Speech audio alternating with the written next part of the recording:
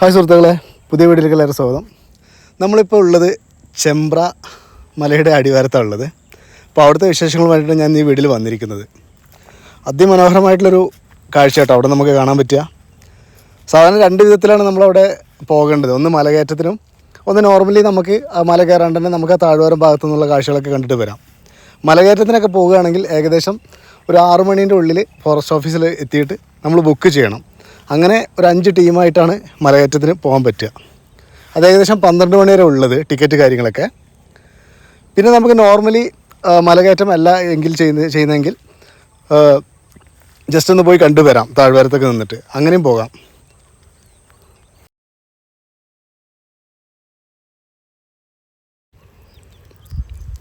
ഇവിടുന്ന് കാണുമ്പോൾ തന്നെ നല്ല ഭംഗി കേട്ടോ ഇവിടുന്ന്.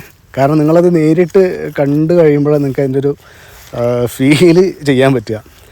അതേപോലെ ഇവിടുത്തെ പഴയ ബ്രിട്ടീഷുകാരുടെ കാലഘട്ടത്തിലുള്ള പല ബിൽഡിങ്ങുകളും ഇന്നിപ്പോൾ നശിച്ചുകൊണ്ടിരിക്കുകയാണ്. ഒന്നാമത് നോക്കാൻ ആളില്ല, തോട്ടം മേഖലകളിലൊന്നും തൊഴിലാളികളില്ല.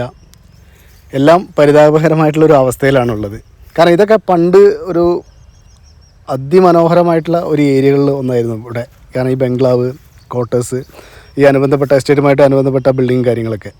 ഈ ഒരു വിഷ്വൽ നിങ്ങൾക്ക് കാണുമ്പോൾ തന്നെ മനസ്സിലാക്കാൻ പറ്റും എത്രത്തോളം മനോഹരമായിട്ടുള്ളൊരു ഏരിയ തന്നെയായിരുന്നു ഇത് എന്നുള്ളത്. ഇപ്പോഴും അതേപോലെയാണ്, പക്ഷെ പല കെട്ടിടങ്ങളും ഇന്നിപ്പോൾ ഇല്ല. ക്വാർട്ടേഴ്സുകളായാലും പാടി റൂമുകളായാലും ബംഗ്ലാവുകളായാലും അപ്പം അങ്ങനത്തെ കാര്യങ്ങളൊന്നും ഇപ്പം ഇല്ല. എല്ലാം ഇപ്പോൾ അവിടെ ആകെ ചെമ്പ്രയുടെ ഏറ്റവും മുകളിലുള്ളത് ആ ഒരു മാനേജറുടെ ബംഗ്ലാവ് മാത്രമുണ്ട്. ഇപ്പോൾ അവിടെ ഷൂട്ടിങ്ങിനൊക്കെ വേണ്ടിയിട്ടും മറ്റുള്ള ആഡ്സ് അങ്ങനത്തെയുള്ള കാര്യങ്ങളൊക്കെ ചെയ്യാൻ വേണ്ടിയിട്ടാണ് ഇപ്പോൾ ഉപയോഗിക്കുന്നത്.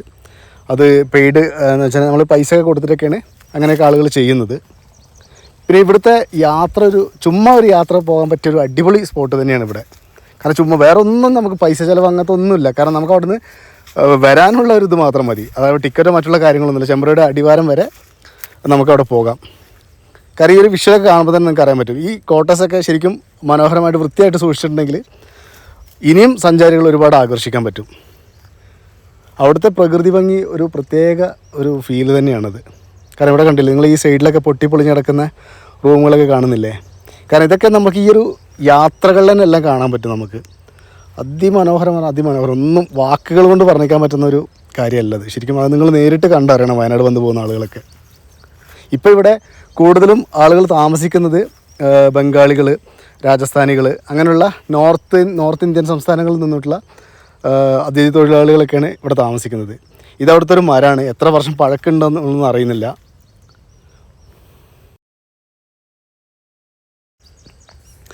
ബൈക്കിൽ പോകാൻ പറ്റിയ ഒരു ഏരിയ തന്നെയാണത്. ബൈക്കിൽ പോകുന്നവർക്ക് ആ ഒരു വിഷ്വൽ ബ്യൂട്ടി ആസ്വദിക്കാൻ പറ്റുള്ളൂ.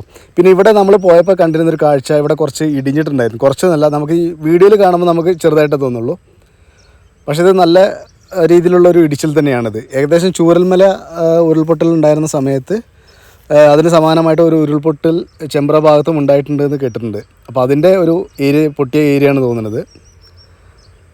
അത് നല്ല പൊട്ടണം, കാരണം ആ റോഡിൻ്റെ സൈഡുകളിലൊക്കെ പോയിട്ടുണ്ട്. അപ്പോൾ ഇവിടെ വരുന്ന ആളുകളൊക്കെ വേഗത കുറച്ച് പരമാവധി വരിക.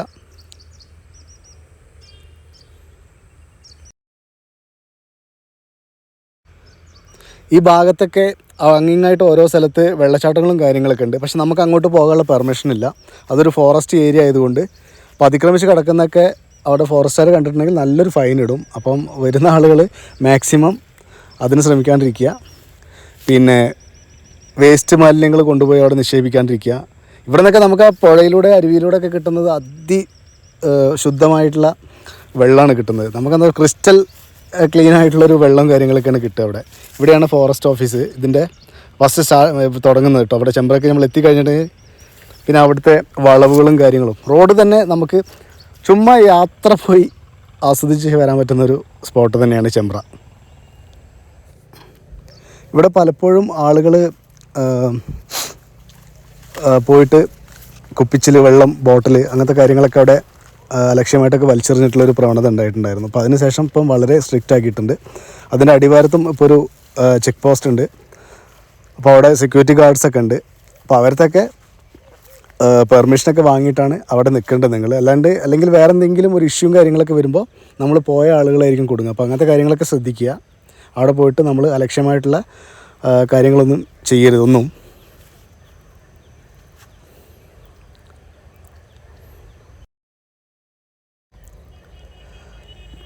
അത് പോയി വരുന്നതും തിരിച്ചു വരുന്നതും നമുക്ക് ഒരു യാത്ര എന്ന് പറയുമ്പോൾ പലർക്കും പല രീതിയിലുള്ള ഒരു അനുഭവമായിരിക്കും അത്.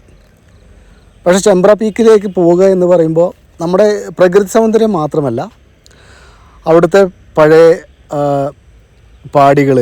ഇപ്പോൾ ഇവിടെ മീനും കാര്യങ്ങളൊക്കെ പിടിക്കുന്നുണ്ട്. ഞങ്ങൾ വരുന്ന വഴിയിൽ നല്ല വലയിടുകയാണ്, വലയിട്ട് പിടിക്കുകയാണ്. ഇവിടുത്തെ നോർത്ത് ഇന്ത്യൻ ആളുകൾ തന്നെ കേട്ടോ അവിടെ നിന്ന്, കാരണം മലയാളികളല്ല. അവർ കാര്യമായിട്ട് വലയിട്ടൊക്കെ പിടിക്കുന്നുണ്ട് കേട്ടോ. കാരണം വെള്ളം കണ്ടില്ല, നല്ല ക്ലീനായിട്ടുള്ള നീറ്റായിട്ടുള്ള വെള്ളം, ഒരു മാലിന്യം ആകാത്ത ഒരു വെള്ളമാണത്.